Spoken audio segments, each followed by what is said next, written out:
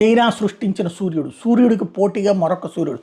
ప్రపంచంలో అంటే ఇంతవరకు ప్రపంచంలో ఇంకొక దేశాలతో పోటీ పడటం వేరు. చైనా ఇప్పుడు నెంబర్ 2కి వచ్చింది. అనేక దేశాలని దాటి అమెరికాతో పోటీ పడుతున్నటువంటి పరిస్థితి ఆర్థిక వ్యవస్థ రీత్యా. అట్లాగే సైన్స్ పరంగా కూడా ఆ స్థాయిలో ఉన్నామని చెప్పేటటువంటి ప్రయత్నం చేస్తుంది. అంతరిక్షంలో టాప్ 3లో ఉన్నామన్నటువంటి విషయం చెప్తూ ఉంటుంది. అయితే సూర్యుడికి పోటీగా మరొక సూర్యుడిని సృష్టించేటటువంటి ఆలోచన ఇంతవరకు అమెరికా, రష్యా కూడా చేయలేదు. బట్ చైనా చేసుకొచ్చింది. మొన్న మధ్యన మనం మాట్లాడుకున్నాం, సూర్యుడితో సమానమైనటువంటి శక్తిని అణు విద్యుత్తో తయారు చేస్తున్నారు వీళ్ళు అన్నటువంటి. తాజాగా చైనా ఆర్టిఫిషియల్ సన్ ఏదైతే సృష్టించిందో అది 100 మిలియన్ డిగ్రీల హీట్ 18 నిమిషాల పాటు భూమి మీదన ప్రయోగించి చూసింది. 100 మిలియన్ డిగ్రీల వేడిని 18 నిమిషాల పాటు ఆర్టిఫిషియల్గా కృత్రిమంగా సృష్టించింది. అంటే భవిష్యత్తులో ప్రకృతిలో ఏదన్నా వైపరీత్యాలు వచ్చినా, ప్రాబ్లమ్స్ వచ్చినా, ఏది సూర్యుడు కనబడనటువంటి పరిస్థితులు ఇట్లాంటివి వచ్చినప్పుడు దానికి తగినటువంటి